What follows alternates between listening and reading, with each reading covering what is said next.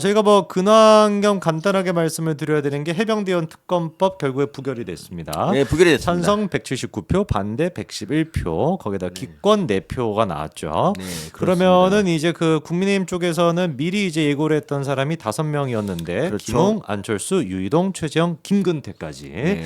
근태가 막판에 헷가닥했는지. 네. 여러분은 김근태를 잘 모르시겠지만 김근태는 이제 안철수 의원이 전에 세복이죠. 만들었던 국민의당에서 네네. 비례대표 4번이었고요. 이제 거기서 3명이 당선됐기 때문에 한 명이 언제 관두나 요거를 이제 많이 의식을 하고 살았을 텐데 뭐 권은희가 빨리 관뒀어야 되는데 광주의 딸, 네. 딸. 나중에 걔가 네. 관둔 게 올해 한 1월인가 관뒀지 않았습니까? 그래서 그렇죠. 이제 그래서 김근태가 국회의원이 됐는데 그때만 해도 김근태는 이렇게 말했어요. 아버지 그냥 공장에서 일을 하고 있다. 맞아요. 그러면서 그냥 나는 이제 국회의원이고 뭐고 관심이 없다. 맞죠. 그래서 그냥 참 교수님께서 상당히 높게 보시고 건실한 애구나 네. 생각을 했고 근데 성지윤 어쨌든 간에 TV에서 출연을 그러니까 추진하려고 하셨지만 우리 정치가 이런 청년들을 갖다 어쨌든 간에 뭐 꿈을 주고 다시 뭐 정치로 뭐 그렇죠. 하게 만드는 뭐 이런 것도 좀 필요하다 뭐 이런 생각까지 했었는데 네네. 그 인간이 4개월 임기 동안 대단한 업적을 하나 남겼죠. 그게 뭐냐면 바로 최상병 특검 자기는 네, 찬성한다. 찬성한다. 아 진짜 이게 당론으로 우리는 이제 당론으로 결정을 했거든요. 하지 그렇죠. 말라. 그러니까 당이라는 거는 정당이라는 거는 정치적 이익을 함께하는 그런 집단이고 뭐 그리고 이게 뭐 말도 안 되는 그 파렴치한 짓을 하는 게 아니라 저쪽 애들이 진짜 파렴치한 짓을 하고 있는 거죠. 죽음의 진실과는 그럼요. 무관한 대통령 망신주기를 하려고 이런 걸 하는 거 아닙니까? 그런데 여기에 찬성을 떡하니 하면서 난 대체 이런 걸 보고 이제 갑자기 갑툭튀해 갖고 똥을 뿌리고 간다라고 이런 생각이 듭니다. 그래서 나는 이런 보다는 다시 할게요. 네, 변을 던지고 간다. 변투척. 뭐 어떻게 그러면 뭐라 변을 변이라 그러지. 덩. 그래서 네. 김근태 이걸 보고 굉장히 실망을 했다. 그러니까 이런 사람이 30대 한 34, 저보다 한 살 많아요. 34쯤 됐나 뭐 그랬는데 네. 이런 젊음이라는 게 그래요. 젊음이라는 게 어떻게 보면 좀 뭐 도전 뭐 이런 거 있잖아. 부당한 권위에 대한 도전 이런 게 아니라 부당한 그 권위에 대한 굴복. 그러니까요. 그런 게 돼버렸어요. 이런 게 뭐가 희망이 있겠습니까? 그래서 저는 김근태는 꼭 약속을 지켜라. 아버지 그 공장 돕는다고 하는 그 약속을 계속 지키고 이쪽에는 얼씬도 하지 않으면 좋겠다. 그렇죠. 22대 총선에 뭐 22대 국회에서는 볼 일도 없고. 볼 일도 없죠. 네, 당연히 뭐 TV에서도 볼 일도 없으니까. 아니, 제가 진짜 정말 이런 말 되게 많이 했어요. 그 당시 이제 그 국민의당 1번이 간호사 출신의 최연숙이라는 사람이에요. 뭐 최모 씨라고 하죠. 근데 최모 씨 이분이 이름을 얘기해놓고 최고 씨라고. 편드는 겁니까? 그분이 이제 간호법 찬성한 거 말고는 네네. 어떠한 일도 하지 않았습니다. 그래서 이 사람은 국회 왜 있나? 그러니까 뭐 전에도 말씀드렸지만 안철수 의원이 이제 코로나 때 동산병원 개명대 동산병원 봉사하다가 만난 사람이 바로 최현숙이고 그 간호법 말고 아무것도 안 했다니까. 비례대표 1번 돼갖고 그래서 저는 이랬어요. 계속 제 빨리 그만두고 김근태 같은 사람에게 기회를 주자 그랬는데 줬으면 큰일 날 뻔. 그럼요. 진짜 역시 안 되겠습니다. 네, 저희 그래서 이따가 김근태 그 실체 그리고 또 이게 이게 실제로 얘기하는 거야? 네, 저희 이따가 그 또 주제가 따로 준비가 돼 있기 중에 때문에 따로 있어? 네. 아니, 간단하게 돼 있던데. 아유, 그럴 리가 있습니까? 제가 또 하태경이랑 묶어서 해놨으니까. 세 줄밖에 없잖아. 아유, 김근태랑 이제 하태경이랑. 김근태부터 합시다. 나는 김근태부터 해야 돼 이거는. 난 너무 빡쳐. 제가 원래 저는 이렇게 사람을 볼 때, 사람을 이제 네네. 평가할 때 어. 당장의 행동, 난 친소 관계를 안 따지잖아요. 그럼요. 저와 김근태는 친해도 바로 다음 날 저격하시는 분이죠. 네, 저와 김근태는 그래도 좀 몇 네. 번 만나고 좀 아는 사이예요. 저 대한연대라는 데서 같이 일을 좀 했었고. 아, 그러셨어요? 네, 그렇기 때문에 제가 이 친구가 좋은 친구라고 되게 막 얘기했던 건데, 역시 사람은 잠깐 봐서 모른다. 그렇죠. 이거를 깨달았습니다. 저는 그러니까 저는 관상을 보고 알기 때문에 그래서 제가 교수님이 저한테 김근태를 추천하셨을 때 제가 이렇게 하지 않았습니까?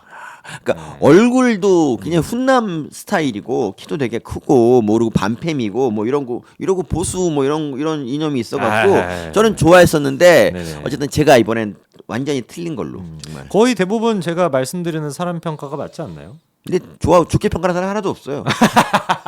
그래서 계속 기다리다가 뭐 하나 이 사람이 뭐 방귀 끼면은 이거다. 이래서 내가 너를 안 좋아해 이렇게 얘기하는 사람 아닙니까? 그러니까 평가 맞을 때까지 평가를 보류하다가 뭔가 하나 저지르면 내가 이럴 줄 알았다. 이런 식은 gon란하지 않습니까? 그러면 곤란하죠. 네. 그 성대표 주변에서 이 성재준 걔가 없어. 나 말고 없잖아. 왜 그런 줄 알아? 이 혹독한 평가를 감당하지 못하기 때문이에요. 그렇죠, 그렇죠. 네, 반성하세요 좀. 네, 혹독한 평가를 많은 사람들이 견뎌내지 못했죠. 네. 그러니까 사람 이 정치라는 것도 사람이 하는 겁니다. 유튜브도 사람이 하는 그럼요, 거고요. 그럼요. 이 네. 사람. 이 먼저죠. 네. 사람을 아니, 근데 봐- 이번에 교수님 네.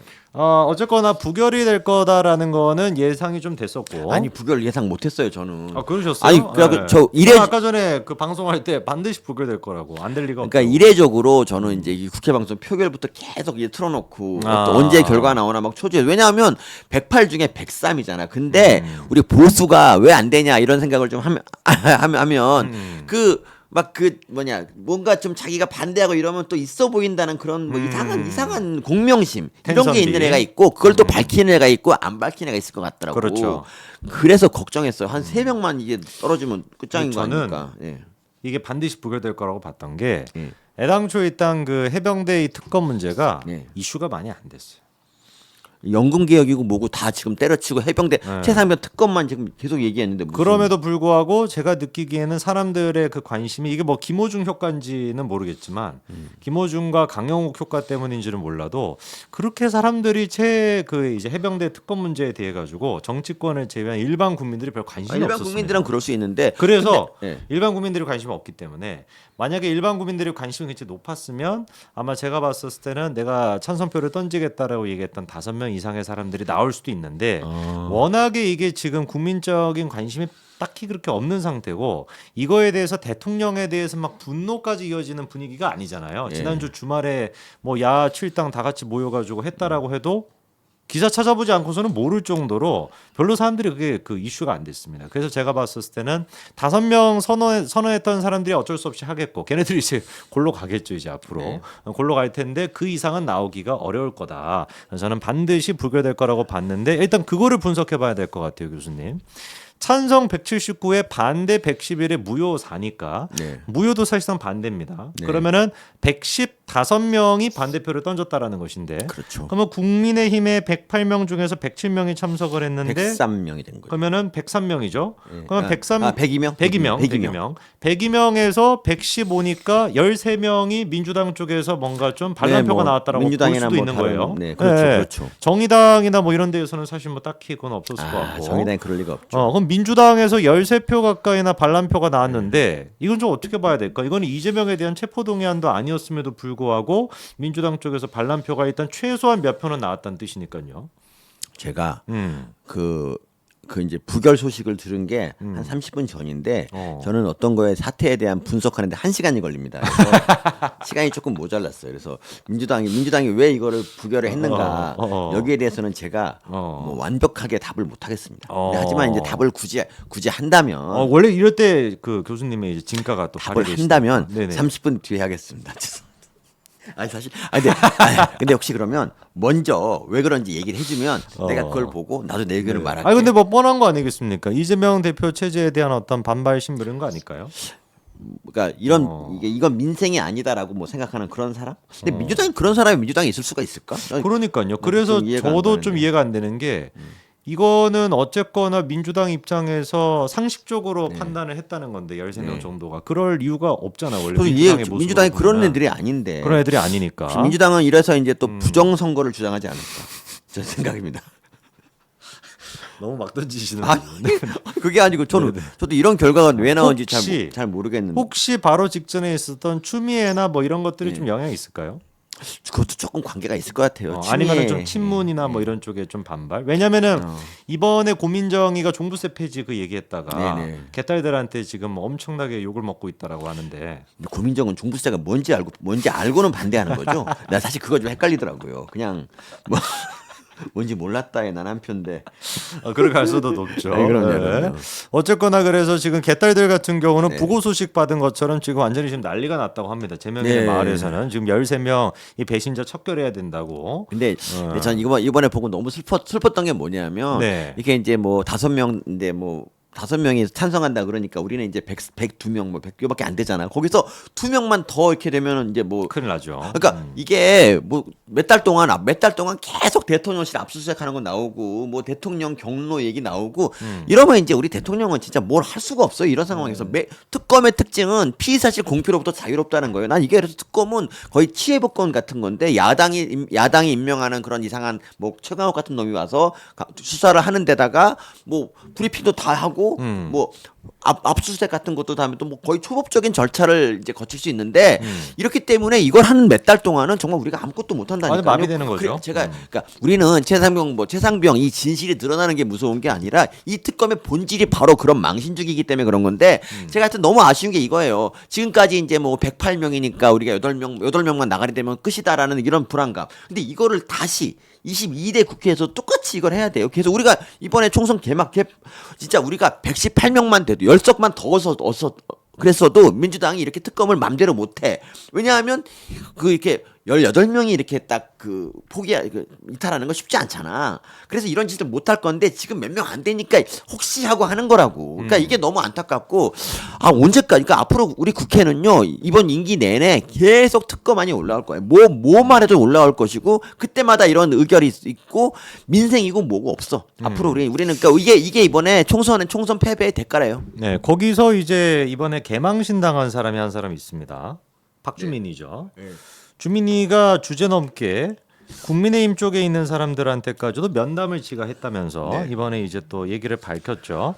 그래서 원래 이제 그 공개적으로 찬성을 하겠다라고 하는 5명을 제외하고 자기가 이제 한 8명 정도까지도 또 이제 면담을 했다라고 하면서 명확하게 가결표를 던지겠다라고 얘기한 사람이 한 사람, 그리고 또 3명 정도가 심각하게 고민하고 있다. 그래서 여당에서 이탈표가 9표 가까이 나올 수 있다라고 했는데 그 이탈표는 민주당에서 나온 것 같습니다. 그러니까 박주민이 이렇게 말한 이유는 그러니까 9표라 그랬죠. 9명 이탈. 9명. 근데 이제 뭐 10표라 그러면 좀 너무 좀 과장돼 보이고 7표라고 하면 좀 없어 보이니까 9표라고 그냥 막 던진 거고요. 저는 박주민이 뭔가 이렇게 그냥 생각 없이 던진 거야 이거는. 그리고 솔직히 누가 박주민 우리 국힘 의원이 그 사람들도 판단력이 있는데 박주민을 만나서 제대로 된 얘기를 하겠습니까? 그러니까요. 그런 진짜 세월호 8.15 지금 국회의원 돼갖고 지금은 비슷한 걸로 하고 있는데. 배지 콜렉터잖아요. 배지 콜렉터. 예, 맞습니다.